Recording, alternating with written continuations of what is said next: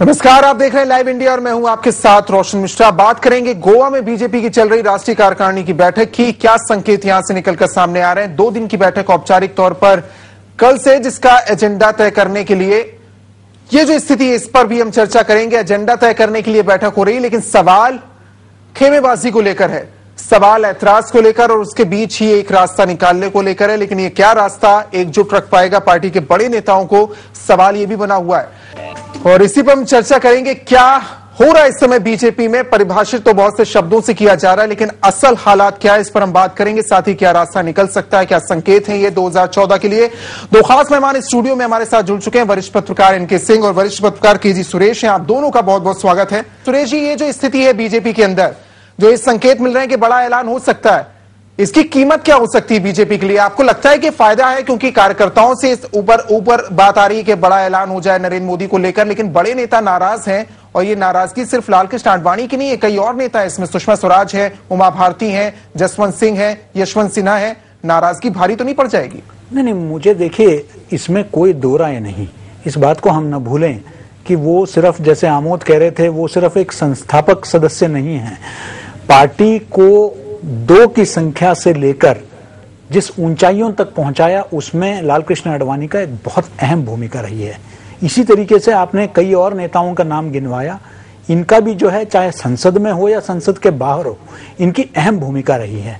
मुझे नहीं लगता है कि ऐसा कोई फैसला हड़बड़ी में लिया जाएगा। अगर ले भी लिया है तो उसकी घोषणा जो है सर्वसहमति से ही लिया जाएगा, सर्वसम्मति से ही लिया जाएगा। सबसे बात कर सर्वसम्मति की स्थिति बनती नजर नहीं आ रही। देखिए इस वक्त आपको नहीं नजर आ रही है, लेकिन आपने देखा कि पहले जब नितिन गडकरी को जब अध्यक्ष बनाने की बात थी, उस वक्त भी कई अटकलें चल रही थी कि उनके नाम पर नाराजगी है, ऐतराज है, लेकिन आखिरकार जो है वो मान गए। इसी तरीके से आपको याद होगा कि पाकिस्तान के यात्रा के बाद आडवाणी जी पर दबाव पड़ा था कि वो इस्तीफा दें, और कई लोगों ने कहा कि नहीं, वो नहीं देंगे।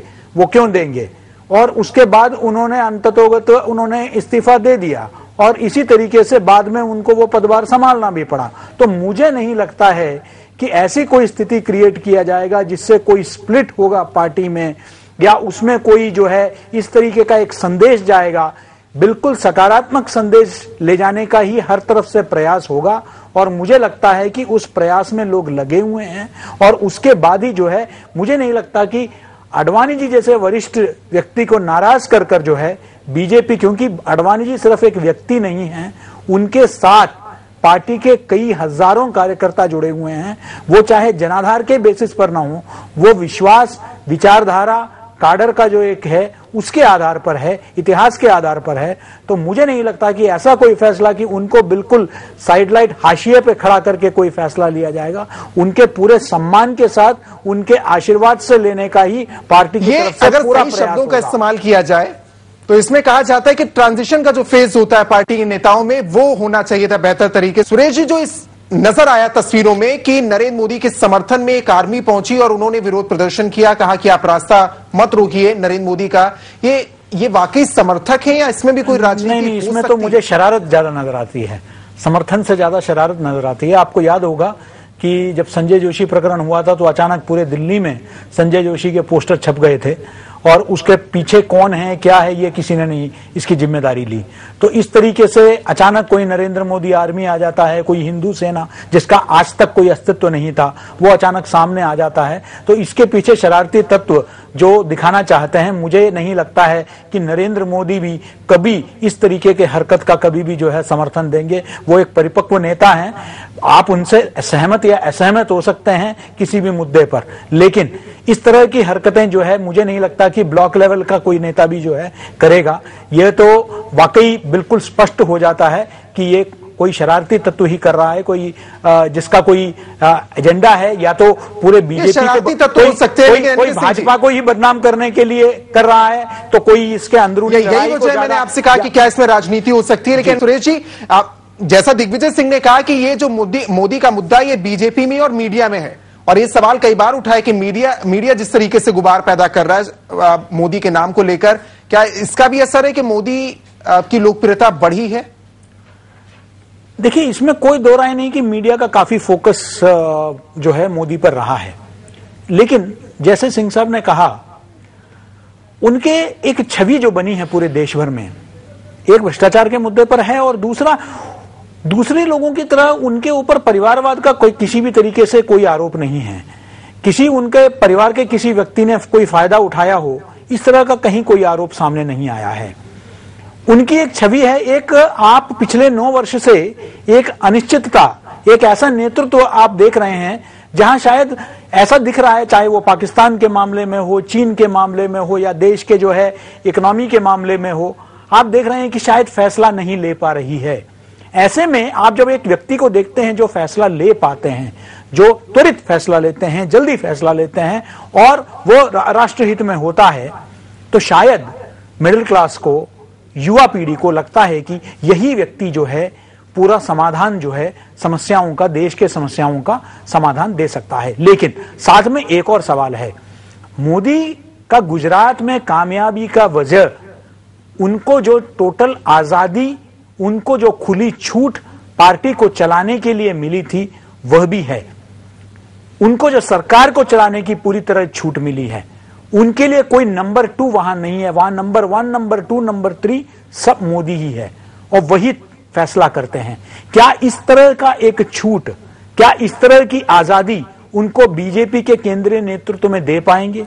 क्या बीजेपी जो है जिस तरीके से फैसला लेती है टिकटों के आवंटन का, जिस तरीके से मोदी ने, आपको याद होगा कि पिछली बार केंद्रीय नेतृत्व का इवन जो सुझाव दिए गए थे उसको भी उन्होंने नकार दिया था, सिर्फ अपना फैसला लिया। क्या इस तरीके से, क्या केंद्र में वो फैसला ले पाएंगे? क्या उनको उतनी आजादी दी जाएगी? ये सुरेश जी, आप सहमत हैं कि क्या मोदी के नाम पर इतनी, या मोदी के खड़े होने के बाद इतनी ताकत होगी कि ये जो आंकड़ा 200 का हो जाए, 180 के ऊपर निकल जाए, ये संभव है? इसी बात का है जो ये बातें उभर कर आ रही है कि 2 पैनल की बात कही है कि एक राज्य के चुनावों के लिए और एक केंद्र के चुनाव के लिए जी। वो मुद्दा इसी बात का है, क्योंकि ऐसा लगता है कि जब राज्यों के चुनाव हैं, उसमें मध्य प्रदेश में, छत्तीसगढ़ में तो स्वतः ही बीजेपी जो है, चाहे वो रमन सिंह हो या शिवराज सिंह हो, वो तो वापस आएंगे ही, और राजस्थान में वसुंधरा राजे के आने के बहुत अच्छे गुंजाइश है। दिल्ली में भी माहौल जो है 50-50 बना हुआ है।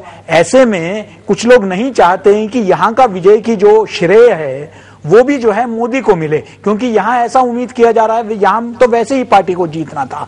लेकिन कुछ लोगों का यह मानना है कि ये बहुत जरूरी भी है, क्योंकि उनके छवि को ये दिखाने के लिए कि उनके आने के बाद कितना परिवर्तन हुआ है। मोदी खेमे के लोग जरूर यही चाहेंगे कि उसमें जो है ये जो चुनाव है, इसके जो विजय है वो भी उसमें जुड़ जाए, ताकि वो विजय यात्रा जो है वो लोकसभा की यात्रा तक जो है वहां तक पूरा अपने शिखर तक पहुंचे।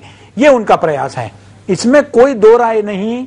जैसे एनके सिंह साहब ने कहा कि अगर 200 की आंकड़े को अगर वो पार कर लेते हैं तो मुझे नहीं लगता कि उनको रोकने का किसी के लिए, उनको रोकना इसके बाद आसान नहीं होगा। आमोद, आखिरी सवाल आपसे, वक्त बहुत कम है। ये जो मोदी के प्रोजेक्शन के बाद जो फायदा या जिस तरीके का फर्क हो सकता है उस पर तो हमने बात कर ली, लेकिन जो गुटबाजी है, जो दिक्कत पार्टी नेताओं के बीच इस समय खड़ी हो गई है, इससे नुकसान कितना होगा? देखिए, नुकसान अब तक का जो इतिहास देखें तो नुकसान बीजेपी में कम से कम नहीं होगा। राजनाथ सिंह बार बार ये जिक्र करते हैं कि बीजेपी का आज तक कभी वर्टिकल डिवीजन नहीं हुआ। बीजेपी पार्टी में एक से एक बड़े नेता खत्म हो गए, बर्बादी की कगार पर चले गए, लेकिन कभी पार्टी बटी नहीं। आज जो लोग लालकृष्ण आडवाणी जो पार्टी के फाउंडर हैं उनके पीछे खड़े हैं, अगर उनको आज दिख जाए कि नरेंद्र मोदी के अलावा और कोई चारा नहीं है, उसमें से 70% लोग फिर नरेंद्र मोदी के गुणगान कर लेंगे, 30% लोग का कैरियर तबाह हो जाएगा और पार्टी यूं ही चलती रहेगी। यही फलसफा शुरू से अब तक देखने को मिला है बीजेपी में, और बाकी पार्टियों में भी कम से कम वैसे ऐसे ही होता है, लेकिन बीजेपी में तो 100% ही ऐसा होता है। रह जाएंगे आडवाणी जी, रह जाएंगे कुछ और अन्य नेता जो उनके अलावा कहीं जा नहीं सकते, जिनको पता है कि नरेंद्र मोदी के साथ जाने में मुश्किल है, नहीं हो पाएगा, तो वैसे नेता उनके साथ रह जाएंगे और पार्टी में ही रहकर अपना जो एक तरह से बाणप्रस्थ राजनीतिक जो एक जीवन है उसको बिताएंगे, और कोई चारा है नहीं। खुशखबरी किसके लिए होगी ये देखना होगा। शुक्रिया आमोद राय आपका, केजी सुरेश जी आपका, एनके सिंह जी आपका हमारे साथ इस चर्चा में जुड़ने के लिए। नरेंद्र मोदी को लेकर क्या विचार लिया जाता है, यहां पर क्या फैसला होता है, क्या ऐलान होता है, इस पर नजर टिकी है, लेकिन साथ ही इस बात पर भी टिकी है कि जो नाराज नेता हो गए उनको किस तरीके से मनाया जाता है, और इसके लिए बड़ी जिम्मेदारी राजनाथ सिंह के कंधों पर है। इस खास पेशकश में अभी फिलहाल इतना ही। नमस्कार।